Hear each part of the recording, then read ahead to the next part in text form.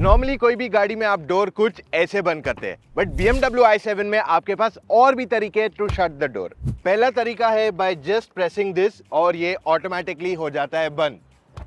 दूसरा तरीका है इस चाबी से अगर मैं बटन प्रेस करूंगा तो ऑटोमेटिकली डोर भी हो जाता है बंद।